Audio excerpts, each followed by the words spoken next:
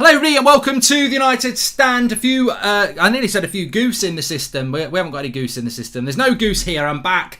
I'm safely tucked up into the studio and there'll be no goose or geese attacking us. But what we have got back, it's not return of the Mac, but it's return of Ralf Rangnick as he gives his press conference ahead of that game on Newcastle against Monday. It's on Monday against Newcastle. So look, I tell you, I'm just excited. I'm excited to be back.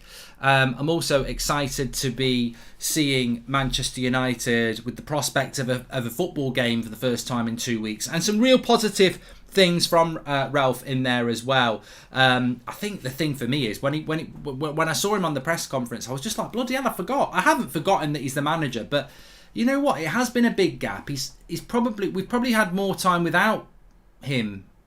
We've probably had more time without him managing the team for 2 weeks than we had before that. I don't know what the maths are on that, but I half expected when the press conference to come on to see Ollie going, "Hello Ollie, I'm back." You know, it was nice to see Rangnick because it's a reminder of this reset, the Ralf Rangnick reset that we're about to hit into. We are going to be talking about Junior Alvarez. A few people want to ask me, talk to me about that. Lots of reports around him. Also, the stadium potentially being rejuvenated. But let's hit into what Ralf had to say. 3 revenge of the glorified ducks, says Gabriel Noel. Anyway, look, let's get into it. So, first things first, lovely to see Ralf Rangnick. Lovely to see the prospect of Manchester United playing on Monday. I know some of you don't live in the UK, so let me give you a little bit of a background of what's going on. There is a managerial meeting going on today amongst Premier League managers. We don't think this is anything to do with having games suspended. It's more to do with 5 substitutes, which Rangnick was asked about. But 2 games have been cancelled already for Boxing Day. So I think it's Liverpool, Leeds and Wolves against somebody as well has been cancelled or postponed. But from Manchester United's point of view, Ralf Rangnick is saying that last Thursday, he had 8 outfield players and 3 goalkeepers training ahead of the game against Brighton on Saturday lunchtime. So hence it got suspended or postponed.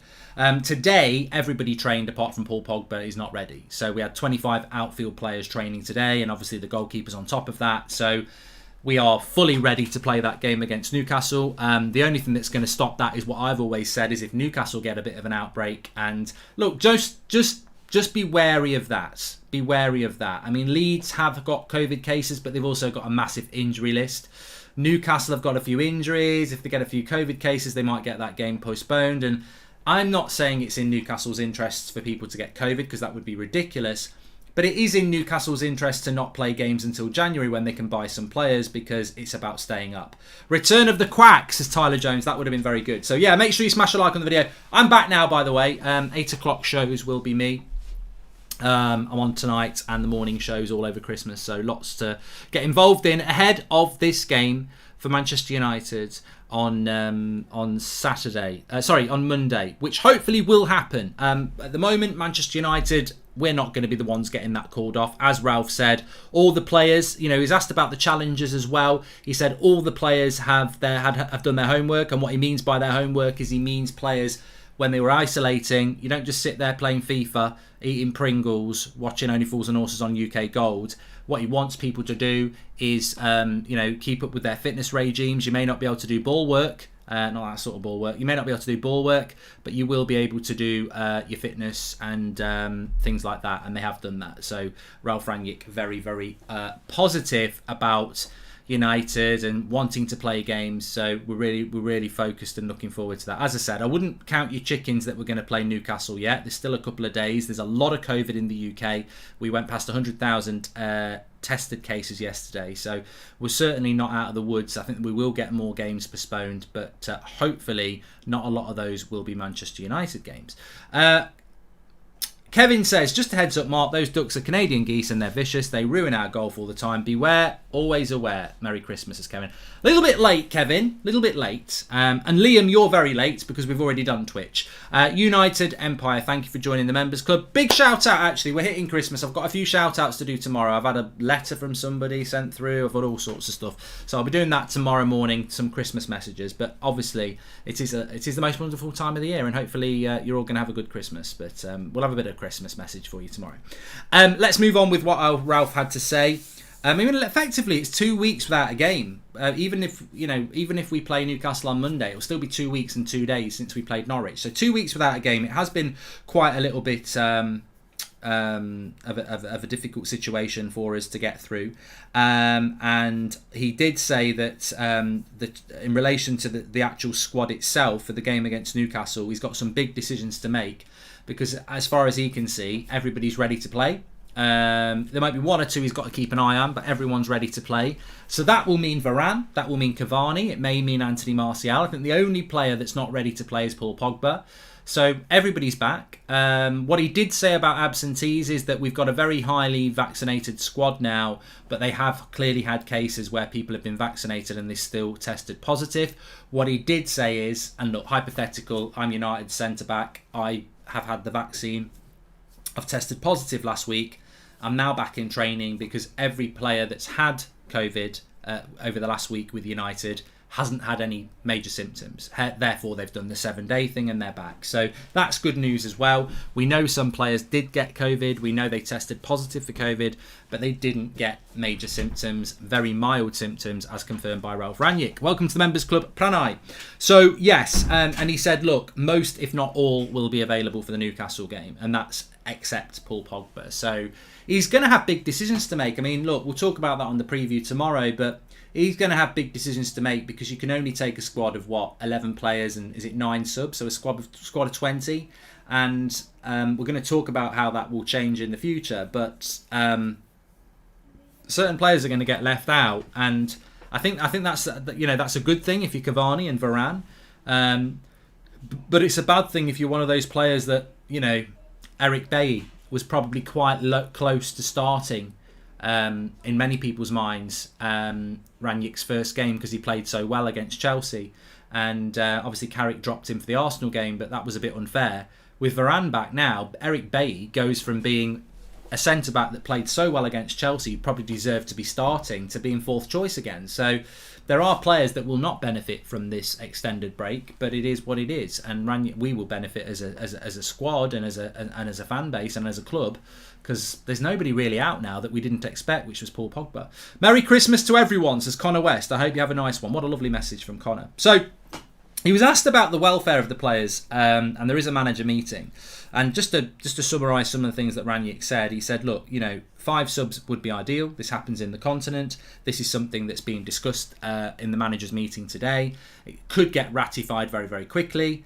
We've heard Jordan Henderson, who's very vocal as a captain of Liverpool and representative basically of other captains, and he said the welfare issue is an issue. To be fair, Rangnick said, look, he's very much looking forward to managing Manchester United over the festive period, because this is very unique to the UK. Obviously, a lot of countries have a shutdown over the winter break anyway. Oh, excuse me. But the Premier League and the English football, the festive football period is very much part of our tradition. And Rangnick basically said he wouldn't want that to be tampered with. He's very much looking forward to it.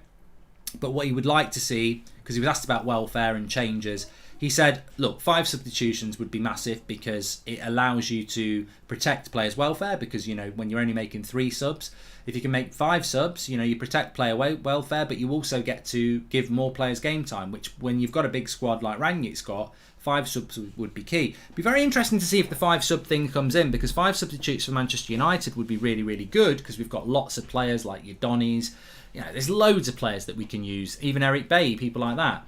But there'll be a lot of Premier League clubs that vote against it, because they don't have the squads that the top teams do. So it's an advantage for the big teams, but it's a disadvantage for the teams like Burnley, who don't really have 5 good players on their bench, etc. And I'm just using Burnley as an example. So there will be some that vote against it, but to be honest, from a logical point of view, these players are playing a lot of football, and they're going to have to play a lot of football again, because we're going to get more postponements, and we've already had them. So 5 subs till the end of the season, or even as a permanent thing, is probably worth it.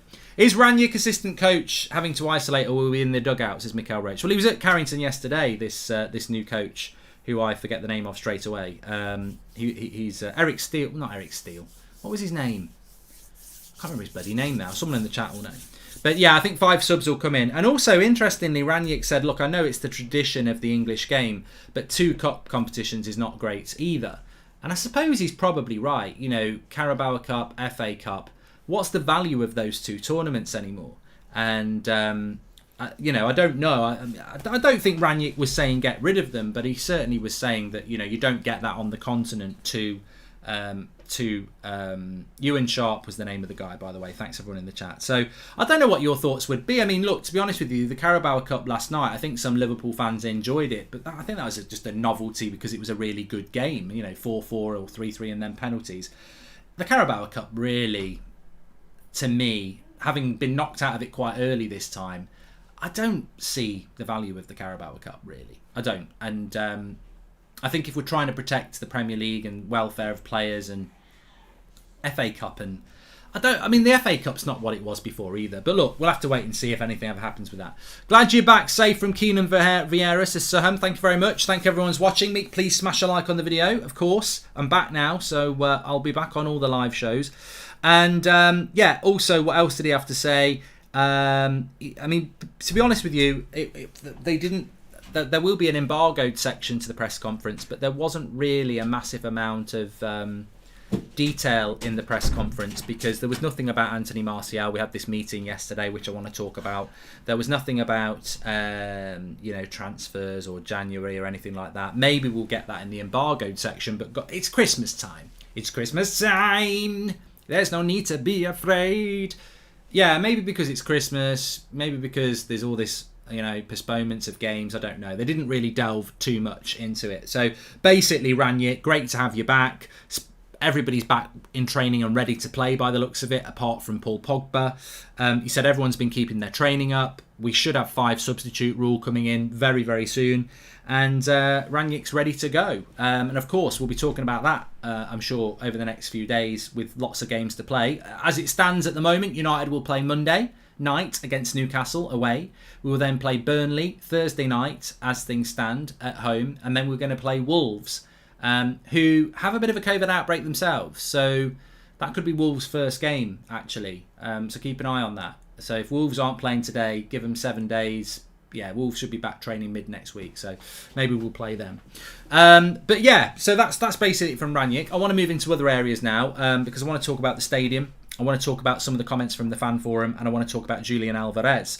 Let's talk about Julian Alvarez first because I've been sent some stuff by MUFC MPB on Twitter, who has told me that a tier one source, who is at Gustavo Yaruk, and they've said that Manchester United have set their sights on Julian Alvarez and are eager to make an attempt to sign him in January. Look, it's very interesting because at _Vintage_United have actually replied on that tweet saying this story is gaining momentum, but I'm hoping that it's not another Casido. Now remember, Casido ended up going to Brighton, and I said this yesterday when I was sat out with the geese, didn't I? Wild Geese, quite a good film. The reality is we don't really know what's going on with Manchester United at the moment in relation to transfers because we're not the manager. We've not got the manager we've had for the last 3 years. So we might get linked to a player and it might be just typically United's name being attached to it, or we might be being linked to a player because we're actually doing something. Junior Alvarez, I think he's 21, 22, maybe 23. Good goal record at River Plate in Argentina. Ready to move to Europe. Wants to be part of the Argentinian World Cup setup in a year's time. And I quite like it.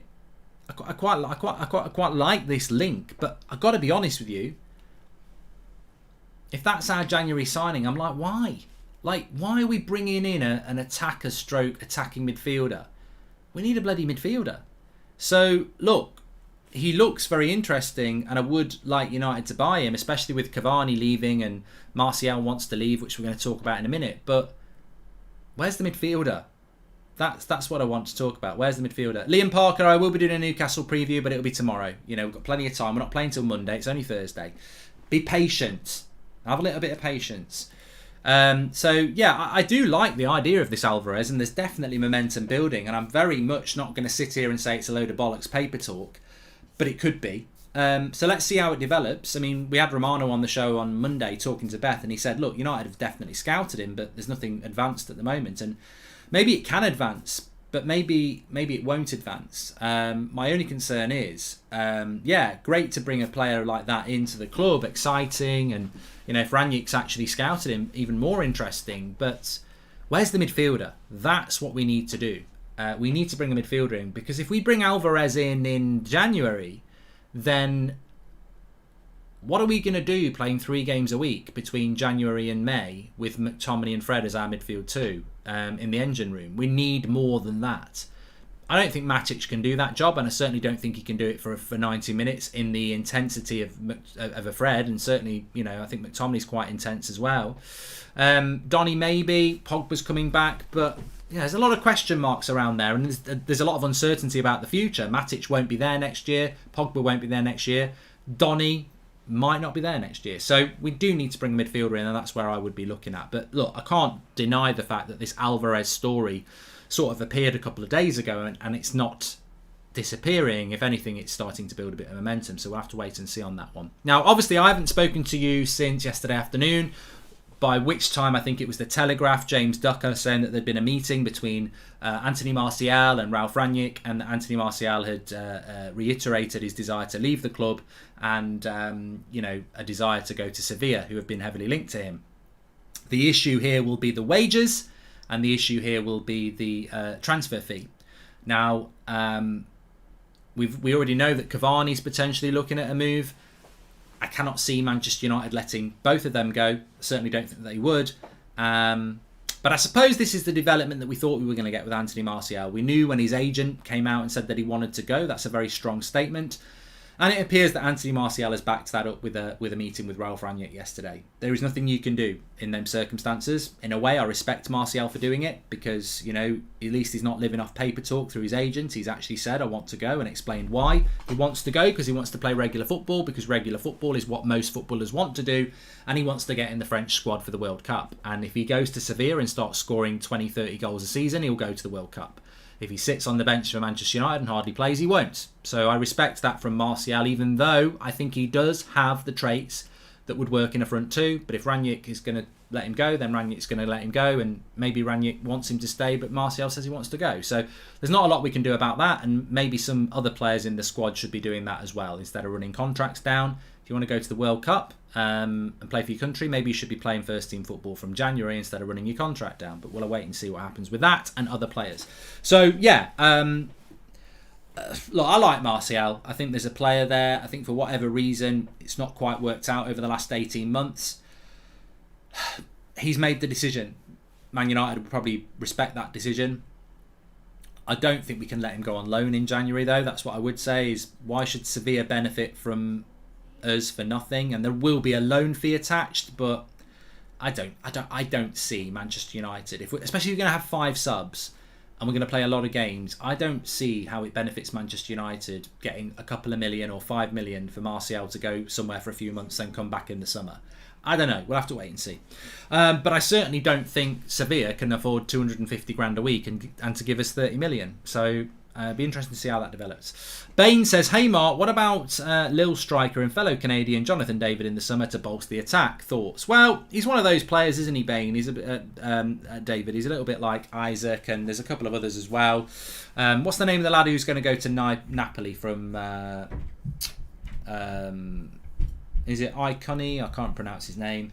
There's a lot of good attackers out there, but it's whether they're Manchester United quality. And I think at the end of the day, let the manager manage. We did that with Ollie. Let Rangnick manage.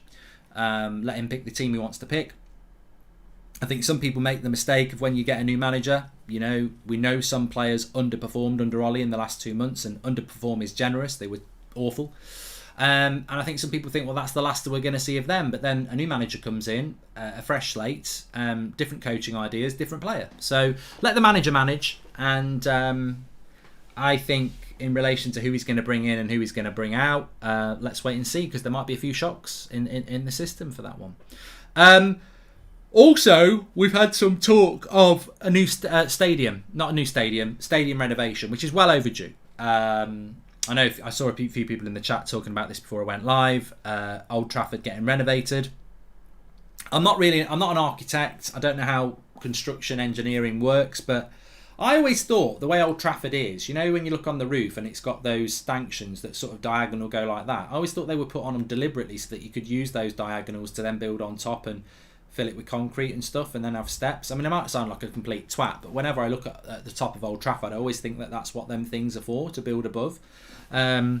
And I think that's what we need to do, you know, build above and, you know, move it up to sort of a 90,000 capacity stadium. I don't know whether we're looking to go that big, but it's well over due that Manchester United did start to renovate and fix Old Trafford, because, you know, this stadium has been our history for a very long time. It's very important to many Manchester United fans like myself, and I certainly don't want to see what's being rumoured with the San Siro, where they could you know, knock it down and rebuild it completely. I do not want to see that happening with Old Trafford. So it can only be good news that we're looking to renovate it and hopefully increase the capacity there, because one thing about Manchester United, when you look at the average Premier League attendances over the last, I think it was year, I think our average attendance is around 73,000. Second place, it's Arsenal with late 50s, like 59,000 or something like that. So we have a very, very, very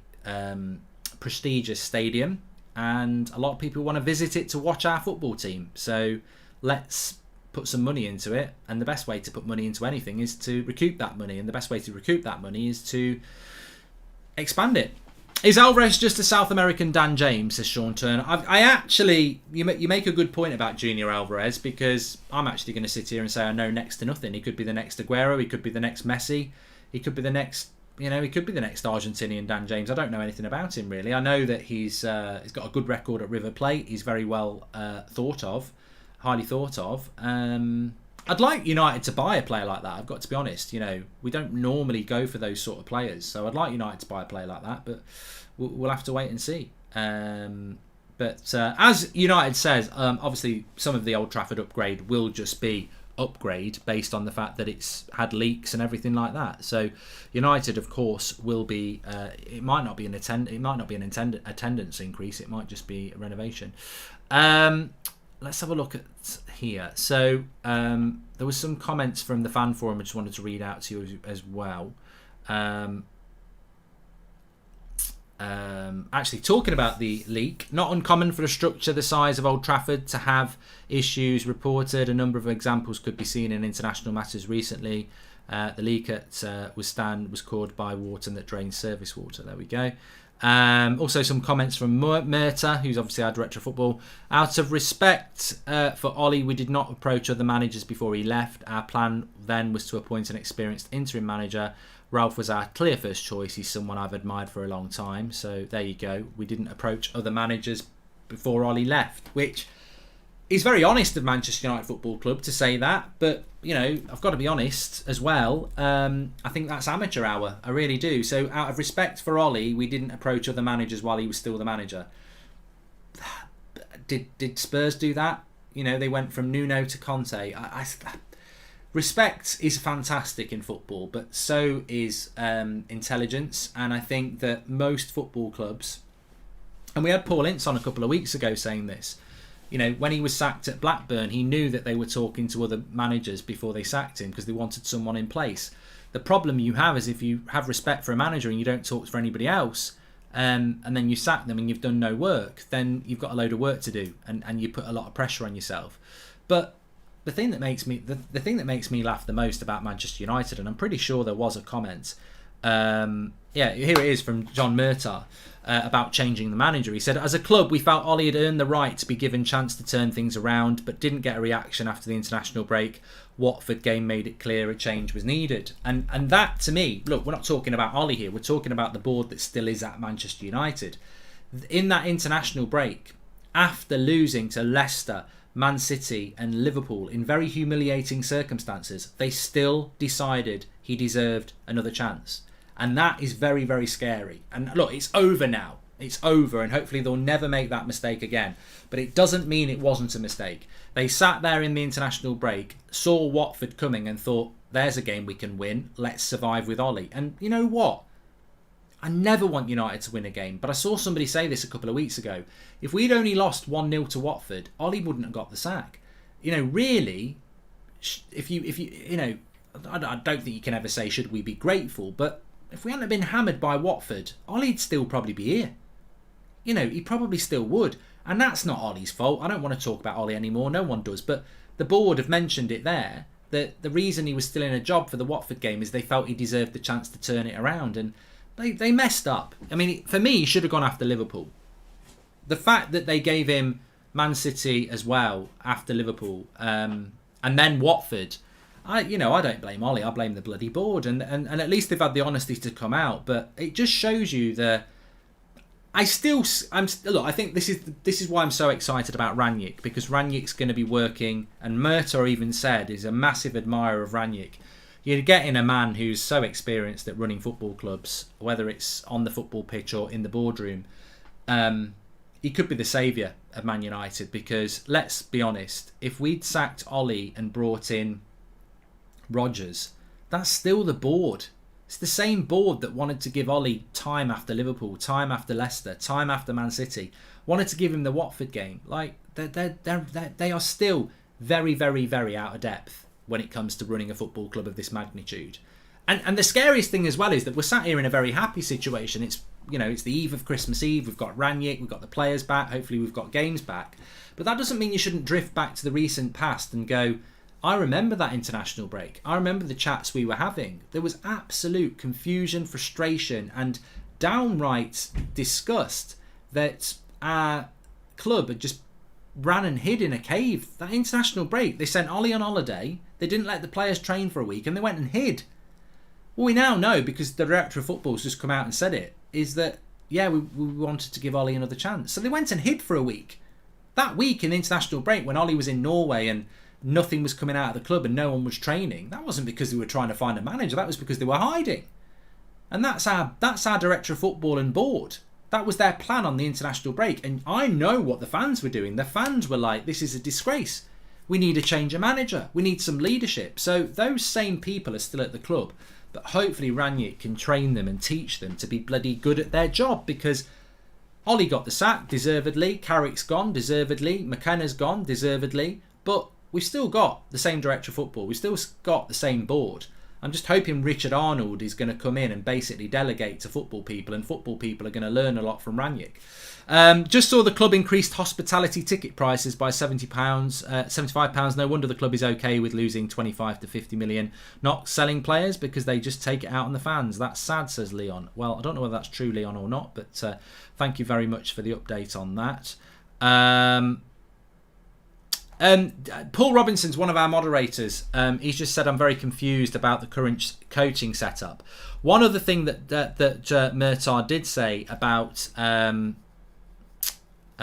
Fletcher is that Darren Fletcher's role is to be the link between Rangnick and the players, I think, and the board. So Darren Fletcher's role is just really weird. And they basically said that Darren Fletcher, basically what they said about Darren Fletcher is he's got so much experience on the pitch and of the club. I mean, Darren Fletcher for me it's just a big unknown. I don't really have a bad word to say about him, but I don't really have a good word to say about him because I just don't know. He sort of came in late in the Ollie reign, and I didn't really understand his appointment anyway, because he basically went to Stoke, did a little bit at Stoke, and then became a Man United, very important player at Manchester United. And look, he could be the next Sir Alex. Like, Darren Fletcher could be our manager in 10 years' time. He could be the next Sir Alex Ferguson. But he could be the next Michael Carrick as a coach. We just don't know. But his role is somewhat confusing. So it was nice to get a bit of clarity on that. But I don't understand what qualifies. I mean, I was on about this yesterday. I mean, look, I know a lot of people love those pictures that United put out. You know, when they win a game of training and they're all there like that. For me, it's just not for me, I'll be honest. And people will say, oh, you sour, miserable gits. I love it. I'm fine. I'm fine with that. You know, I'm not as young as some of you lot. And if you love all the players when they win a training game going on the winning team, tell you what I like. Premier League on the winning team. That's what I like. But I accept it's all about social media interaction, etc. But Darren Fletcher's always on them pictures today. The winning team today. Darren Fletcher's there on the end going like that. And I'm like, so I don't know what Darren Fletcher is. I think he's got the best job in the world. A bit of board work, a bit of managerial work, get to train with Ronaldo. It sounds like he's got the best job in the world. But if it works, it works. Let Rangnick make the decisions is what I would say. And look, just somebody said, "Are you not going to talk about what Murtaugh said about Ollie?" So basically said, "We're all disappointed at Ollie's departure, but he deserves to be judged on his record over the past 3 years and not his last few weeks. He secured our first back-to-back top 3 finish since Sir Alex retired.